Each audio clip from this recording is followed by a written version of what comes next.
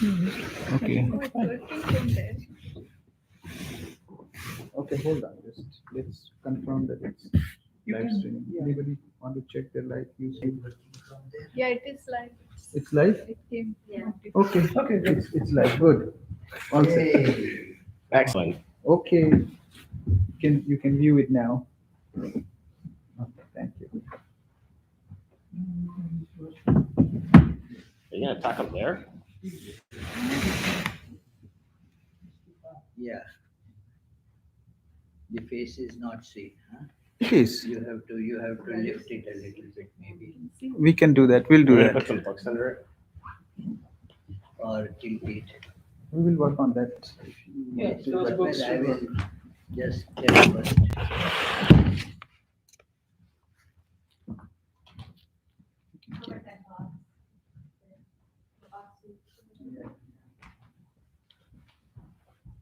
Yeah, it's good. Jananim Saradam Devim Ramakrishnan Jagadgurum Padapadme Tayo Krishva Pranamami Muhu.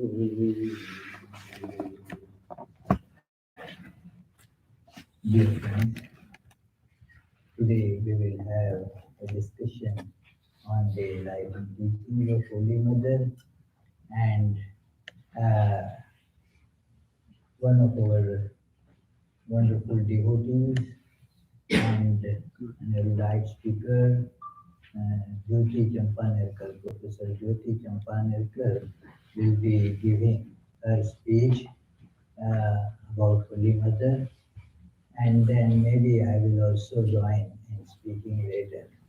So let us hear what Jyoti is going to say about Holy Mother. The topic that she has chosen is Sri Ramakrishna and Holy Mother, how they are one.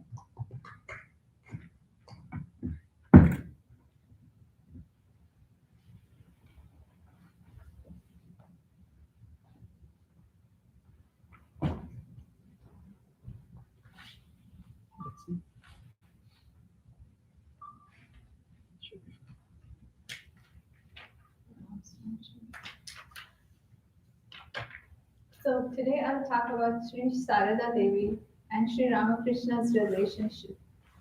In our limited view of the world, Sri Sarada Devi and Sri Ramakrishna's relationship seems to begin when, at the tender age of 5, Sri Sarada Devi was married to Ramakrishna, who was then 23, as per Hindu customs and traditions of India in 1859. Fast forward 9 years. Sri Sarada Devi is 14 years old, staying with Sri Ramakrishna in Kamarpukur for a month and a half.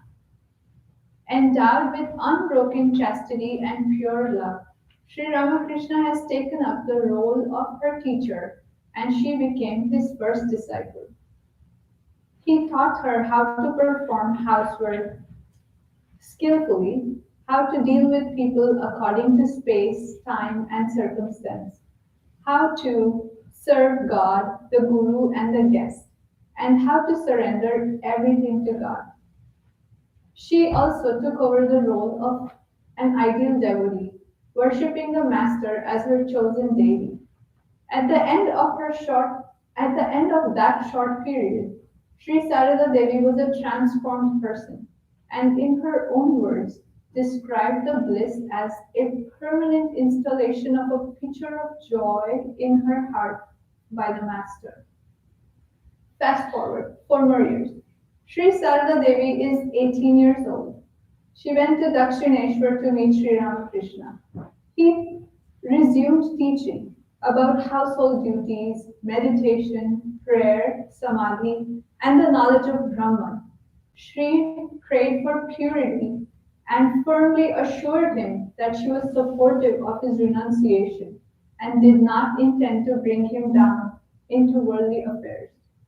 Sri Sarada Devi cooked, cleaned, served Sri Ramakrishna, nursed him, learned from him, and worshipped him. And together they demonstrated an ideal marriage based on mutual love and respect. Just as we settle into thinking that Sri Sarada Devi is a devout Hindu wife and an adoring disciple of Sri Ramakrishna, it is Phalaharini Kali Puja Day, and Sri Ramakrishna worshipped Sri Sarada Devi in the form of Divine Mother. He completed his sadhana by offering to her the results of all his spiritual practices. By performing the Shodashi Puja, Sri Ramakrishna signified that Adya Shakti, primordial power, had taken form as the Divine Mother. And we wonder, she was the disciple, now she is the deity. But after that, Sri Ramakrishna continued as Guru again, teaching his divine consort various mantras which he would later impart to her disciples, giving her spiritual instructions and readying her to be a world teacher, yet nurturing her bashful and gentle nature, and invoking the motherhood principle in her, addressing her as Shri Ma. Things seem to get complicated every now and then. When Sri Ramakrishna tested her with pop quizzes, asking her if she wanted to keep the money that he had declined, or if she thought he was drunk when he couldn't walk properly. Mother, of course, always had wonderful answers. Thakur's reverence for his spiritual consort was of the highest kind, not typically how a husband would address his wife. He addressed her with the most respectful pronouns, warned his nephew to never invite wrath upon himself by being disrespectful to Sri Ma. He declared that she was Saraswati. She was truly Sarada, bestower of knowledge. In 26 years of their married life, Sri Ramakrishna and Sarada Devi lived together for approximately 10 years. And if we look at it from our pre-programmed view of how a husband-wife or teacher-disciple ought to be, their life seems full of contradictions. They were married, but not for worldly reasons. They played out guru-disciple, child-mother, devotee-deity, deity-devotee relationships, and it seems perplexing. They complemented each other. While Thakur carefully watched over his chosen disciples performing intense austerities, even regulating the amount of food they ate, Mother indulged them with extra servings of food. While Thakur remained very sensitive to being touched by people of questionable actions and character, Mother obliged everyone, good, wicked, noble, and wretched, all alike. They supplemented each other. Thakur looked upon Sri Sarada Devi, his own mother, and Mother Kali, all three as one and the same. And Holy Mother thought of Thakur as bearded Kali. Thakur gave his spiritual wealth to his disciples, and Mother prayed to him for the establishment of the mission and structured organization for the benefit of all. They were in spiritual communion even after the Master dropped his body.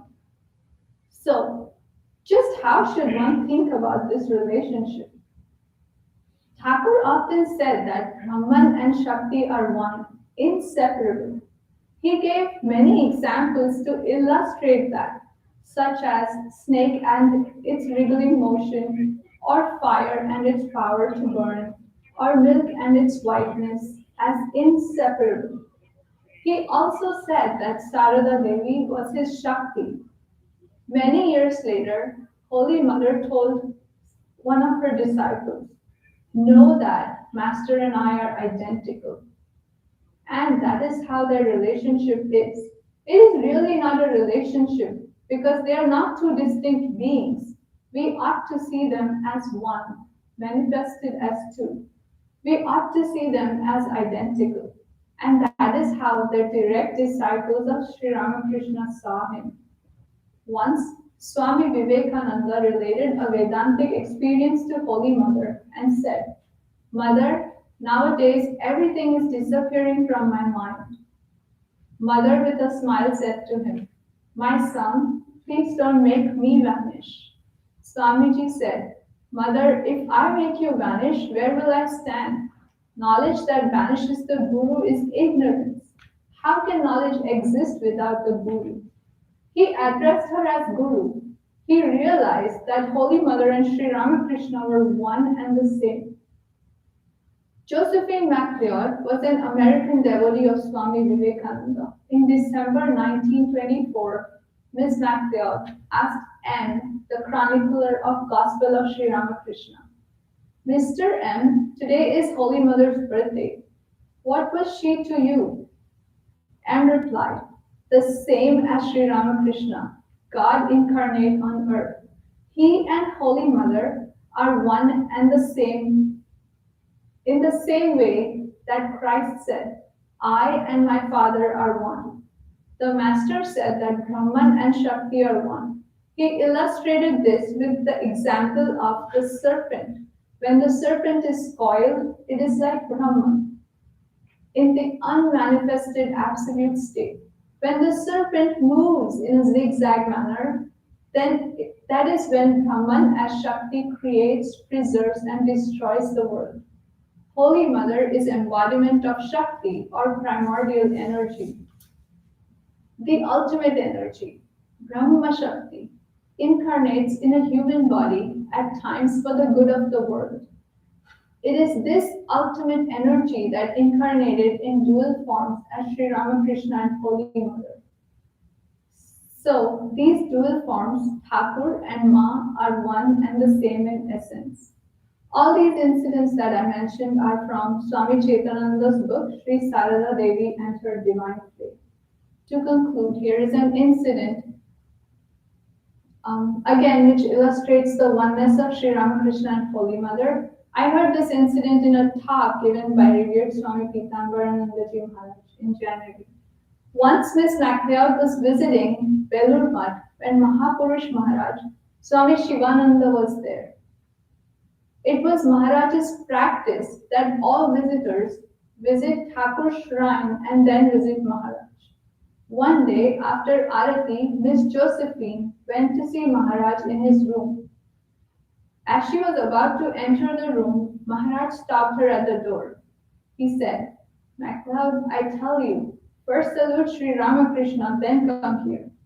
She said, Maharaj, I just visited the shrine and then I have come here. He repeated, again stopping her at the door. MacLeod, I tell you, take a boat, cross the Ganges, go to Udbodhan, salute Sri Ramakrishna there first, and then come here. She was charged by what Maharaj said. She had seen Holy Mother many times, but Mahapurush Maharaj had told her to go to Udbodhan and salute Sri Ramakrishna and then go to see him. She did that. She hired a boat, went to Udbodhan and saluted Holy Mother. When she was back, she walked along the Ganges in Belur Mutt for a long time, saying, I have seen her, I have seen her. It was Mahapurush Maharaj's philosophy and his own experience that what is Thakur is Mother and what is Mother is Thakur. They were indeed one to be. And that is Holy Mother and Thakur's divine play, a perfect equivalence relationship as the one of the one with itself. Thank you.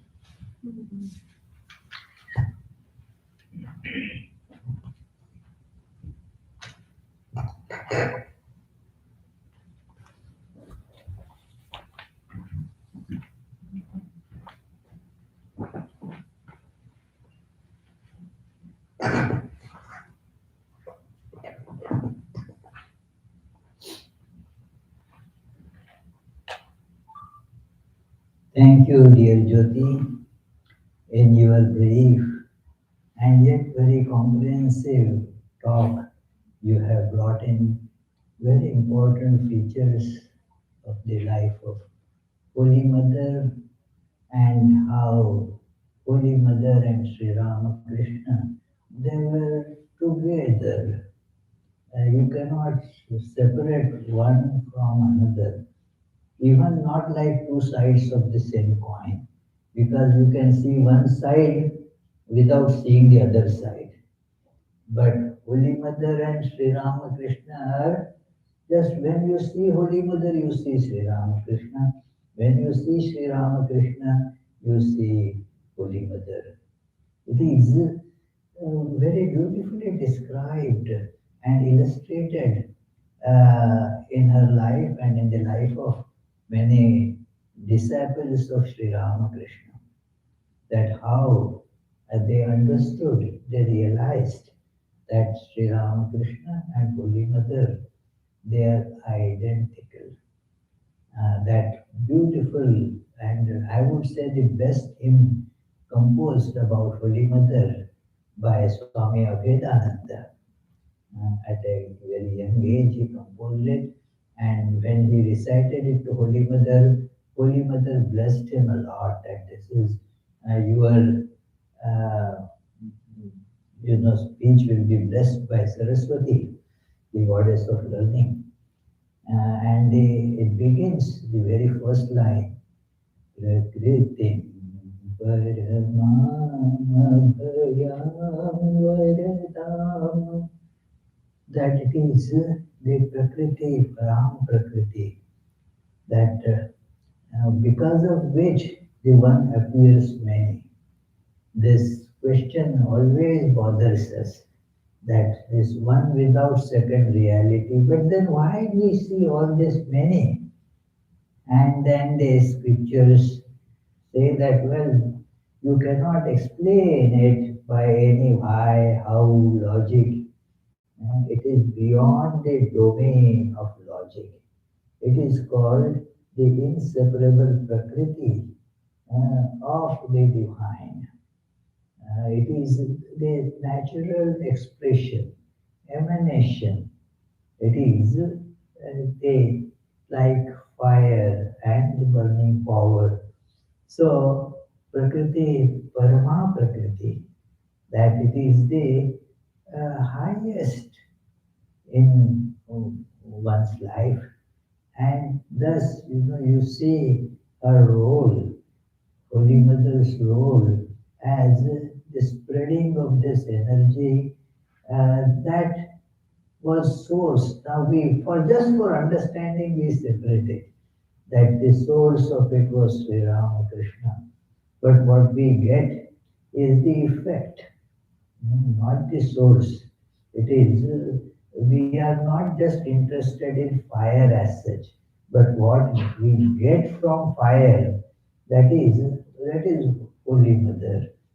Sri Ramakrishna has shown the highest ideal in the life, that, and Holy Mother, without Holy Mother it would have been impossible for us to think that we also can realize it. We would have just seen Sri Ramakrishna, he was God, he was going constantly in Samadhi, and would give advice to the people who come. But we don't see Sri Ramakrishna do cooking and serving and then taking care of the children. We do not see Sri Ramakrishna at all in that kind of a role where he is engaged in all sorts of household chores. That was left for Holy Mother.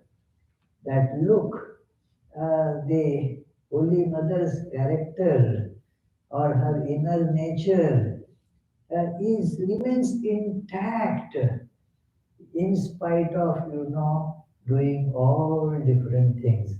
Her appearance was just like a ordinary, most ordinary, illiterate village woman of that time in Bengal. And she was just engaged without any show of external greatness. In fact, that is why many mistook her. There was that Gulabma, who had a real regal bearing. She used to be with Holy Mother always. And then there are many instances when people heard about Holy Mother and they came to salute Holy Mother. And then they thought that Golapma, who looked like, having royal bearing, had a beaming face. And then they thought that she is the Holy Mother. It is, once she was just grooming the courtyard, Holy Mother was grooming the courtyard. And some ladies came to see her, and then they never expected that Holy Mother would be grooming the courtyard. They all thought that she would be sitting on a nice throne and would be having people would be doing arati and fanning her and all that. And so they could not understand that she is Holy Mother. And Holy Mother once tried to teach such people. Somebody came to see her and then asked, "Where is Holy Mother?" And Holy Mother pointed to Golapma. She is that.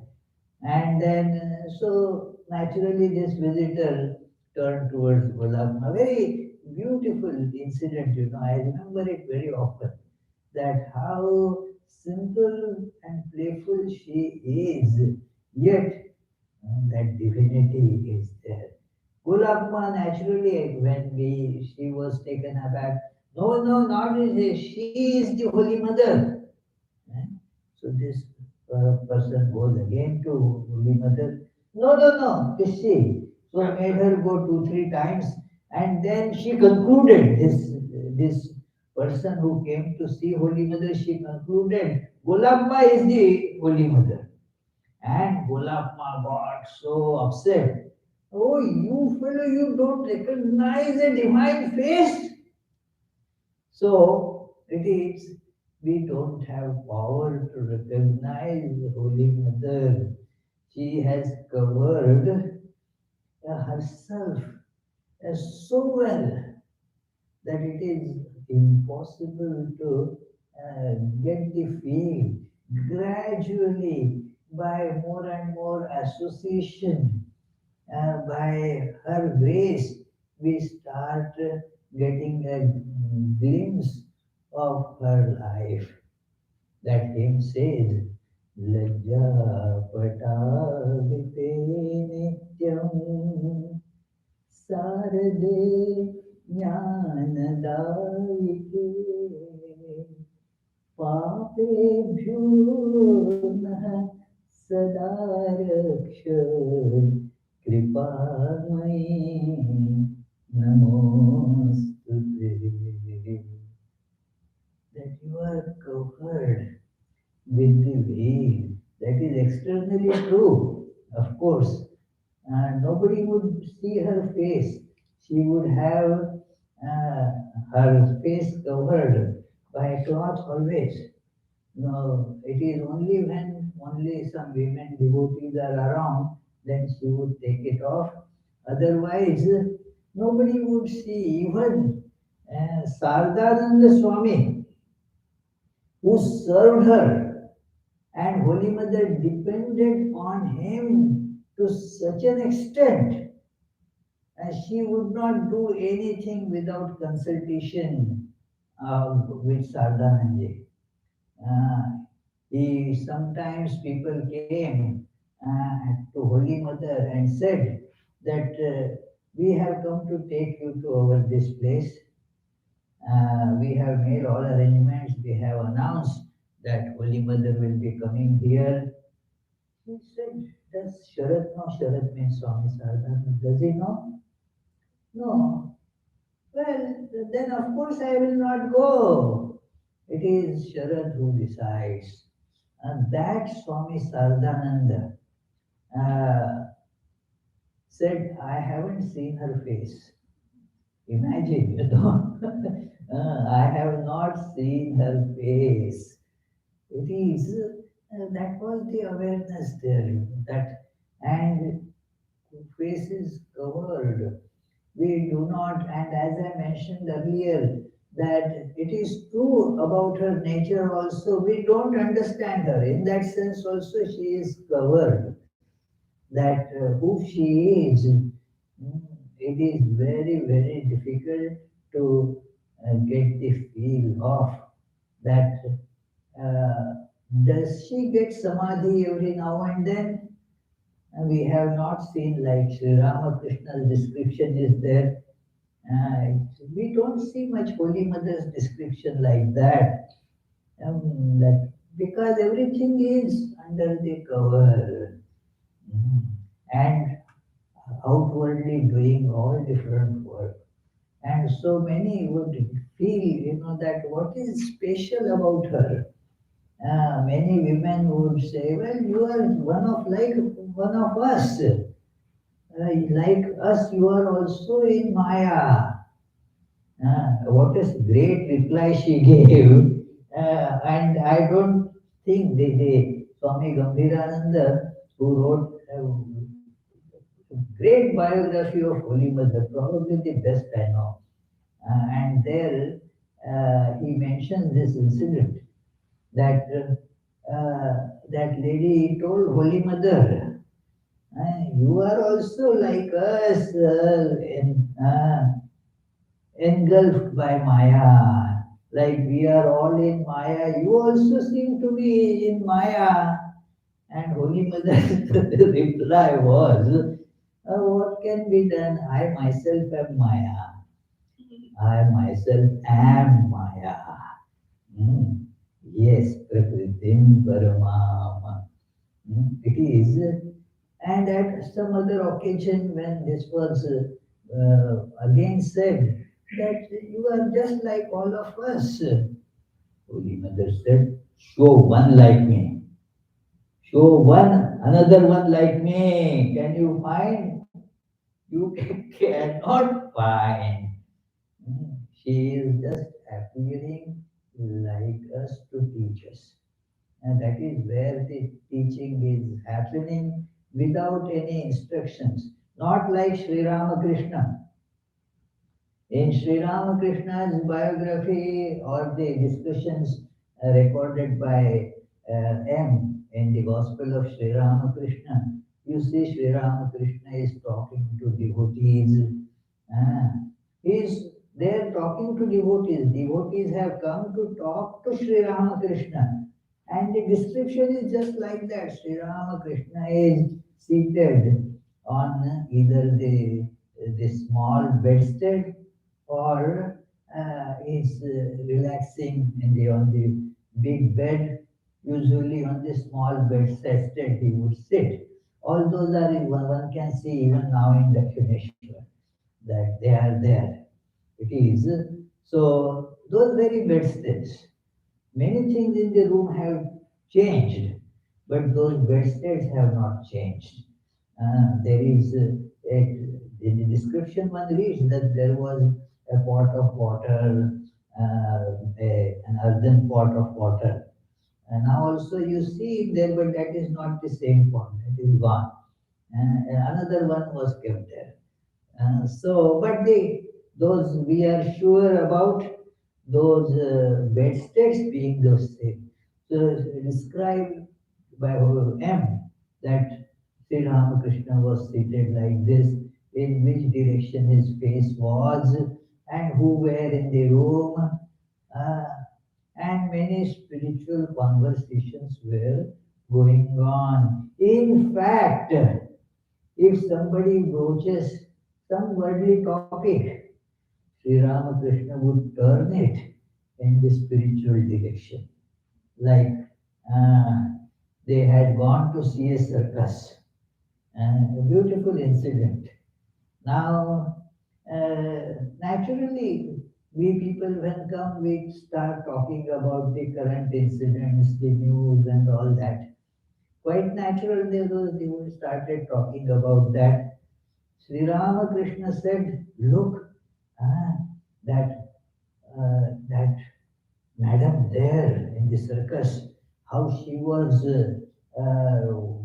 riding on the horse, and then how many types of you say acrobatics she was doing, standing on the running horse. It is, look at how much practice she has performed. Without that, this doesn't happen. How much skill she must have earned. So for spiritual life, for concentration, you have to put in practice. And it is, he immediately turned that situation there, that we have to therefore practice. This is the Sri Ramakrishna that we are accustomed to think about. And anybody speaks something about God, Sri Ramakrishna's mind would just go, transcend all appearances and be merged in samadhi. Hmm. Now, Holy Mother is not seated like that. Hmm. She is doing some cooking, doing, some sewing, cleaning, and all are taking care of those her brother's family. All that she was doing. While doing that, the conversations were going on. So imagine the setting. And in that setting, all the spiritual gems would just emerge. And not that she is giving some spiritual talk. No. See, while giving talk, you collect material, at least you think, and then present your thoughts uh, as directed towards the question or towards the situation. But Holy Mother's just every action was full with the radiance of all this. So you do not even have to ask anything.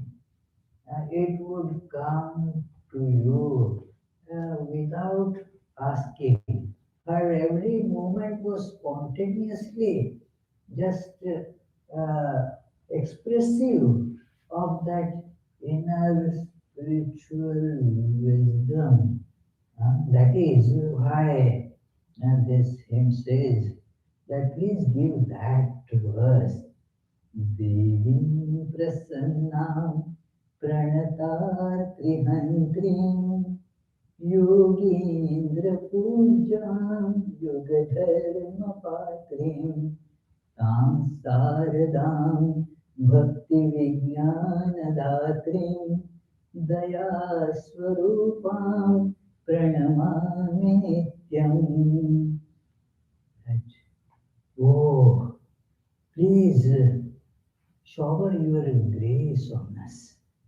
You are the goddess, and be propitious to us, Prasanna. And then you remove the arti, means the miseries, suffering of people's minds. They are crying. That is the tormented. Artha means that who are being tormented. Remove their torments. But pranatarti and green, those who come and salute to you, take refuge in you.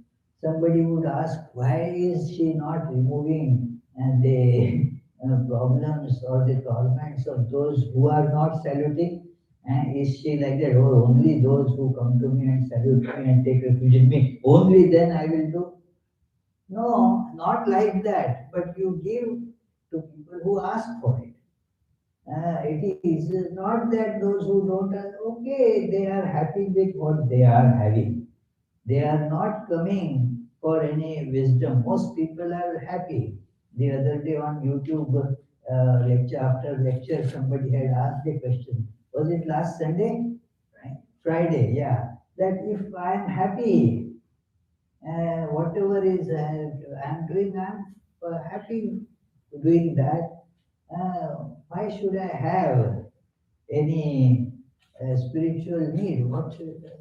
If you are happy and contented in your present life, you don't need to do anything.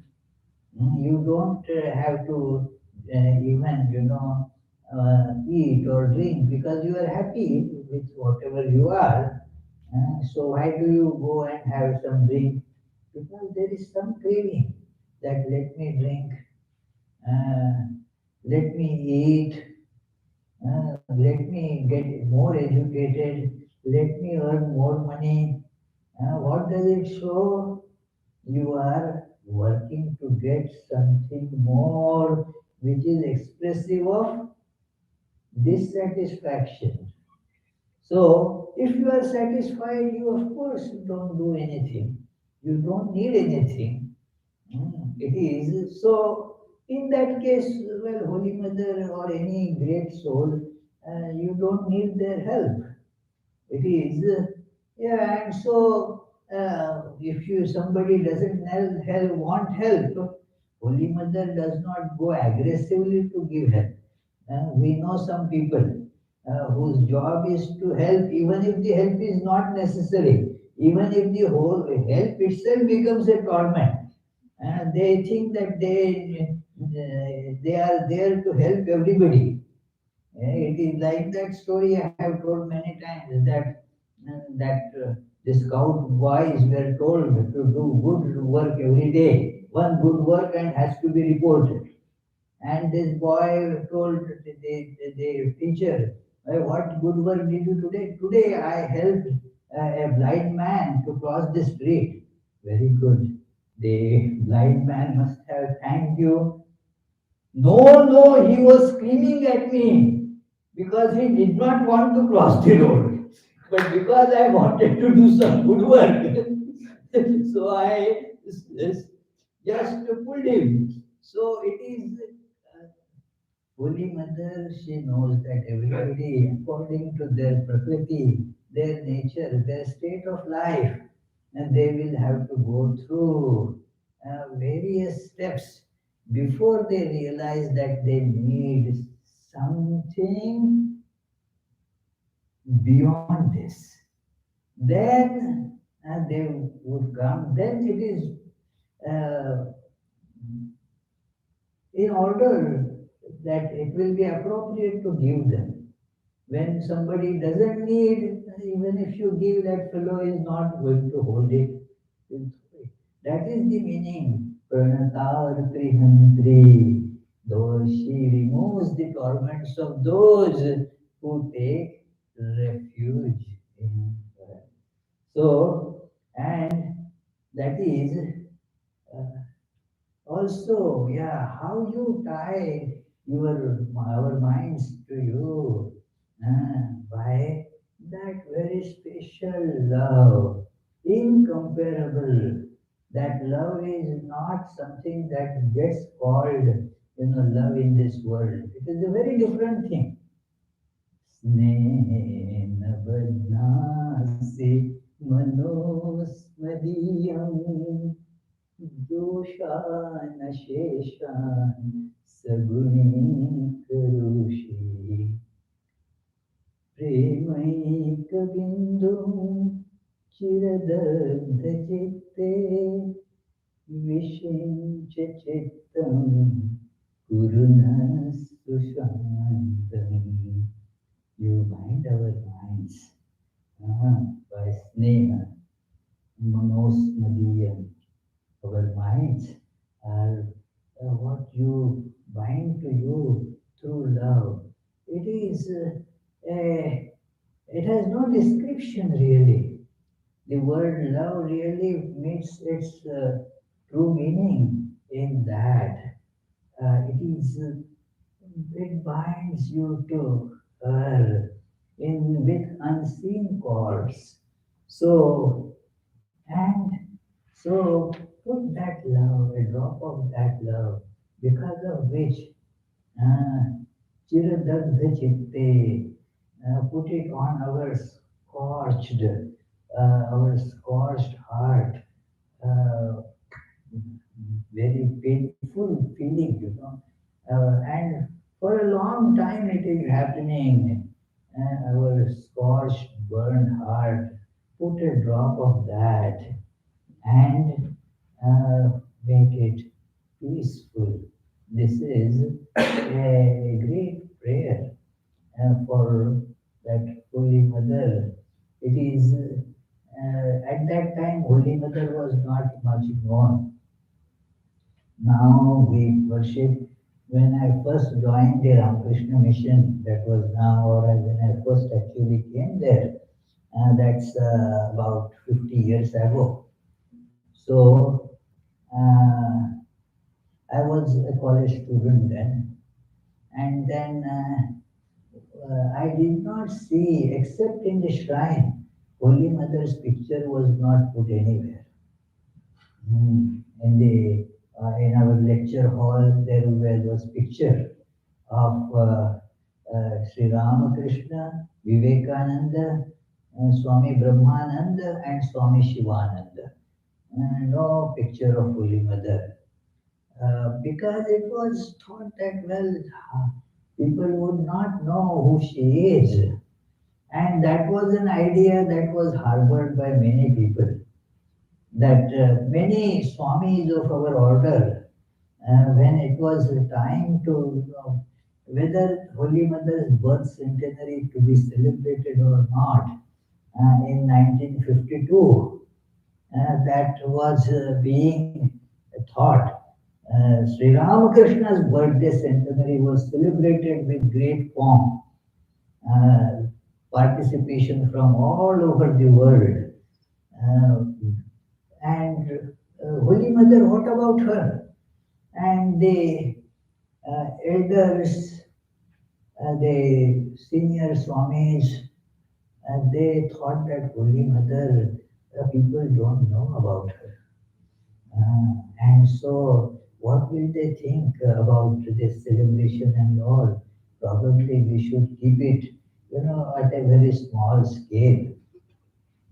They didn't know that it was Holy Mother who herself was going to arrange everything. They were in tears when they saw the tremendous response and request that, oh, who are we to arrange? She makes us instruments and arranges everything. Let us not be under that idea, under that superstition that we will be arranging for Holy Mother. Who are we? It is, they realized it at that time. And Holy Mother's birth centenary was celebrated with much more participation than Sri Ramakrishna's birth centenary. So we see that her power is uh, in various unseen ways has been guiding Sri Ramakrishna order. It is very true. In small details, not only in big things. There was an incident not too long ago about maybe 20 years or less. There was in Udbodhan, and you heard about it, that it was called, now also it is called Mayarwadi, the house of the mother. Mother stayed there for some years, many years. So it is, there is the room where she is staying, and then she is worshipped there. Ah, this is a special type of worship that is accorded as if she is living there.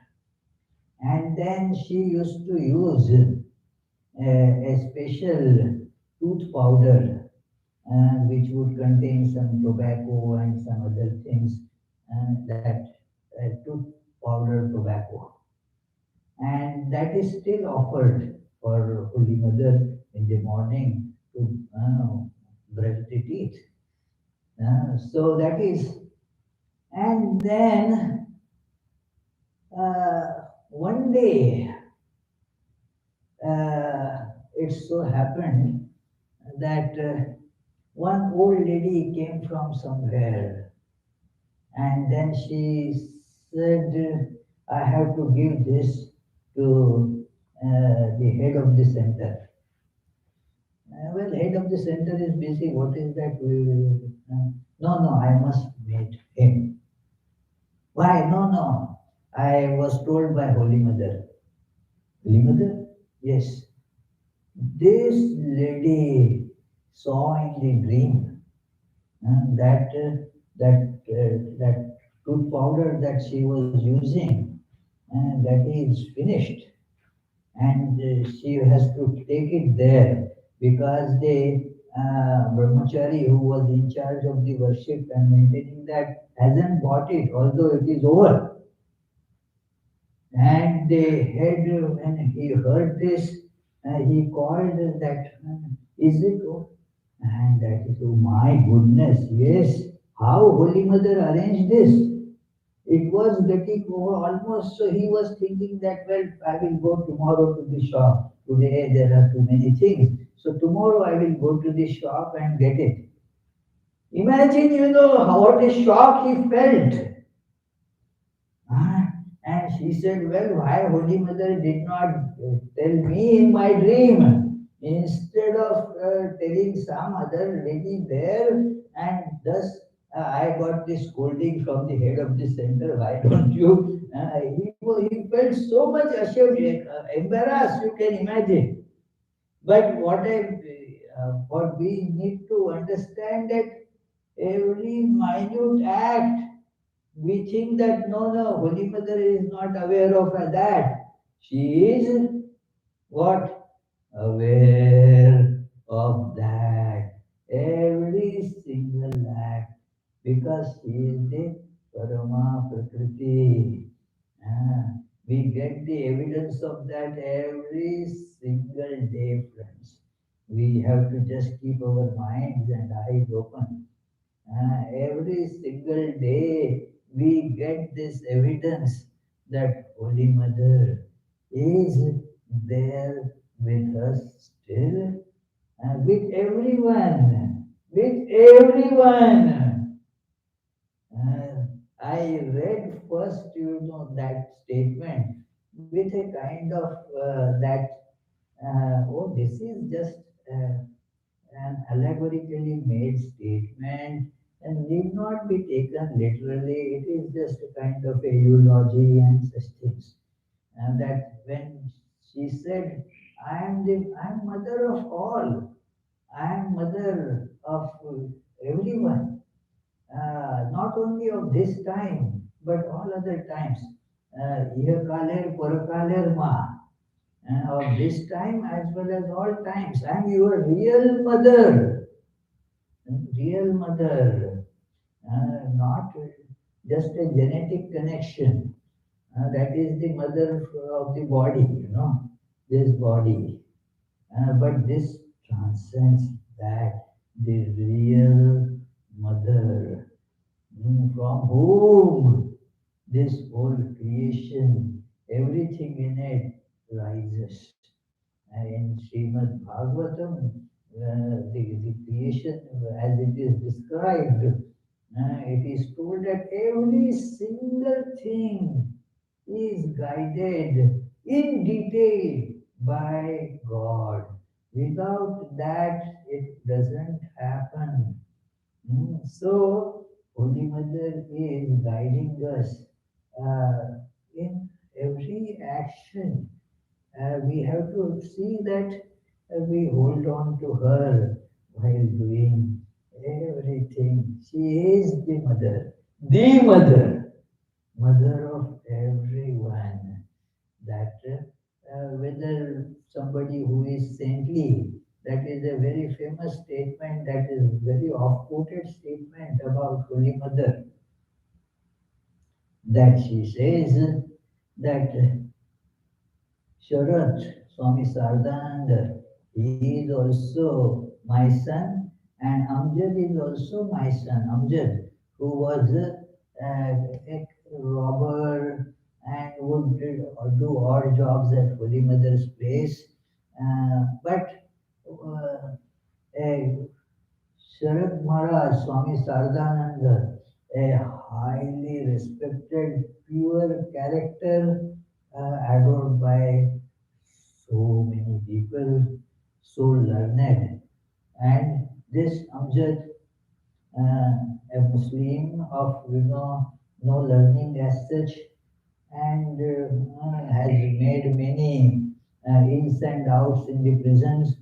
So that Holy Mother said, both are my sons, both are my children.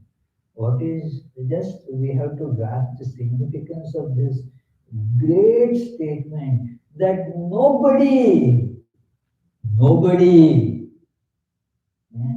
is disconnected from her. She is mother to everything that is born.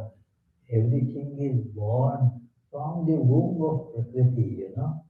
So she is that. She did not say just in jest that I am Maya myself. She is. Ah, she is. That is. And guides all of us to the path of peace, blessedness. If we just follow, it would be so beneficial. It is. We will be seeing the effects right away. That we all feel that we want peace. Who is there who says, no, I don't want peace? Nobody in the world. Everybody would say, I want peace.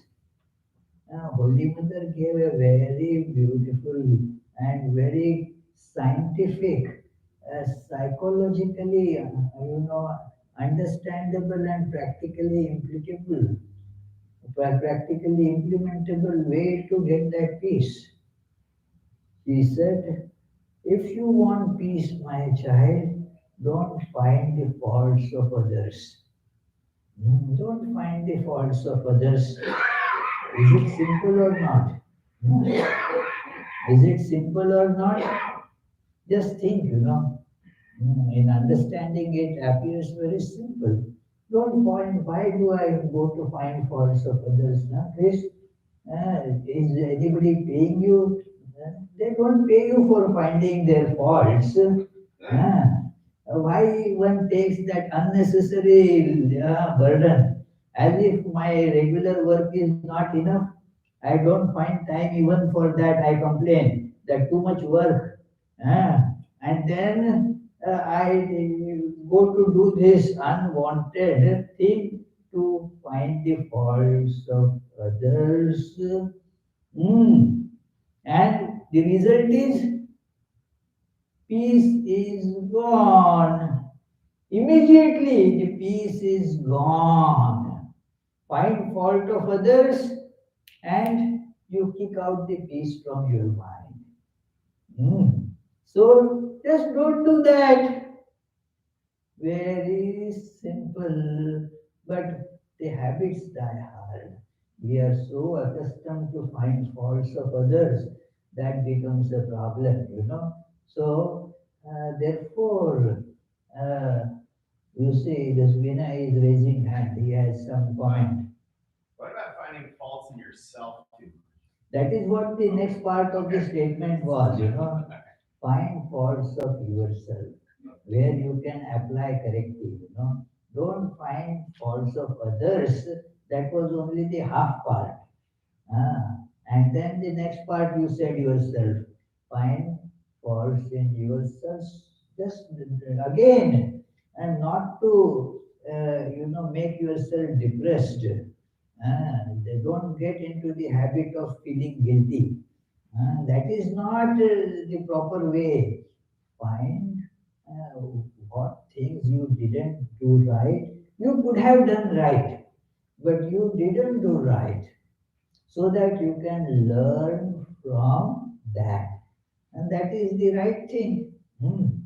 Finding faults with others is only making your mind more tormented, losing all peace. That is how our actions, our intentions do not always match with our actions.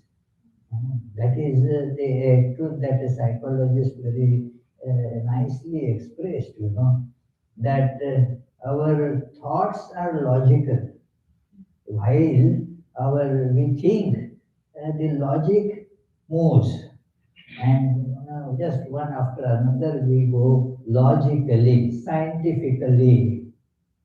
Our mind does not obey all those things. Uh, our actions, which are prompted not by our thinking much, but by our feeling faculty, our our actions are illogical. Our thinking is logical, the actions are illogical. And thus we know we want peace. And what do we do? Exactly that, which destroys the peace. Is it logical?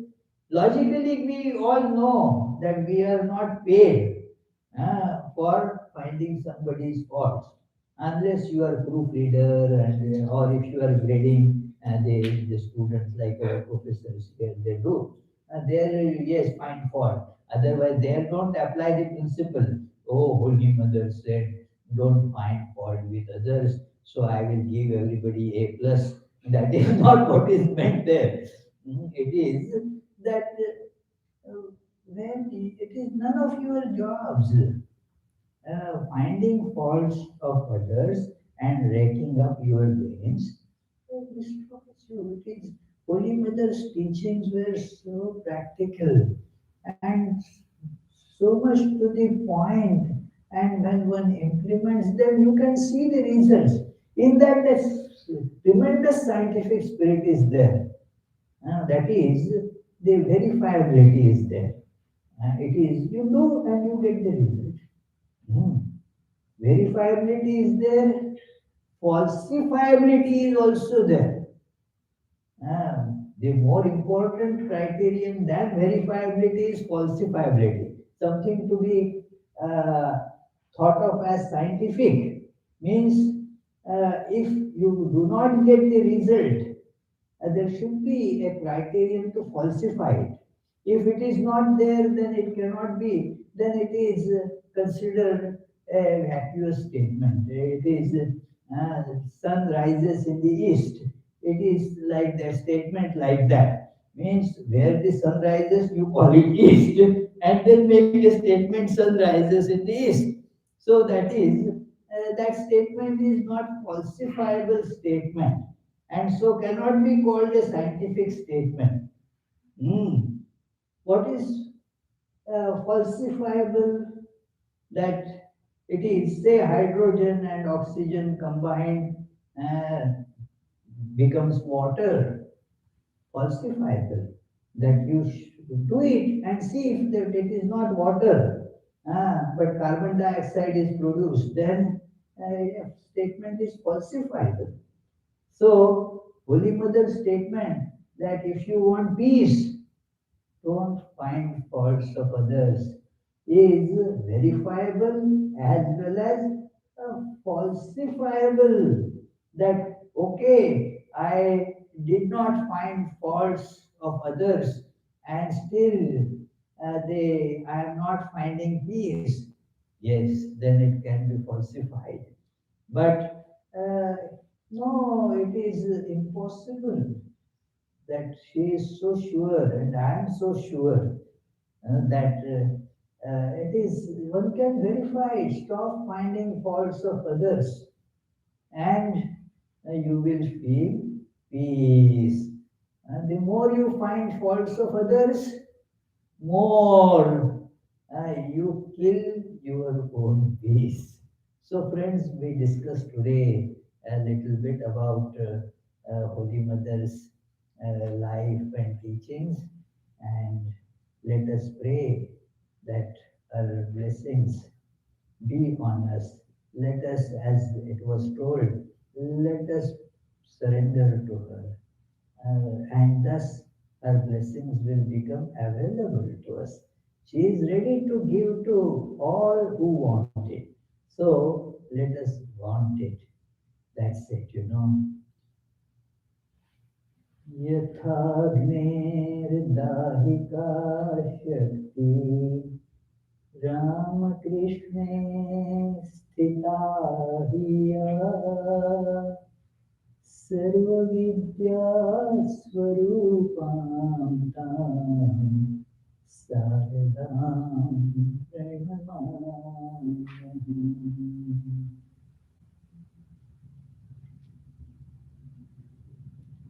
Just an announcement, like every year, we give this Connecticut meetings a winter break in January and February.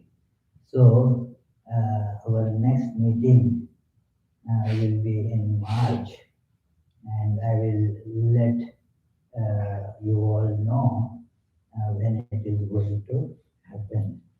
So thank you very much, friends. And even though YouTube is very efficient to bring you the words, we cannot give you the food, the prasad on YouTube. Sorry about that. You have to make your own arrangements.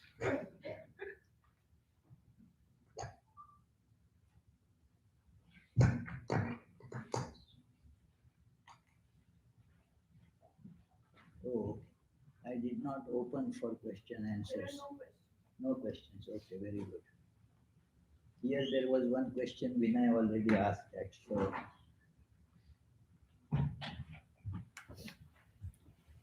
it was all today. This YouTube was possible only with the offices of Vinay, you know.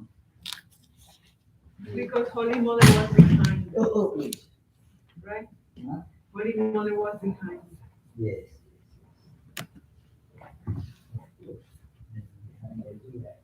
He was behind Providence, forgetting the bring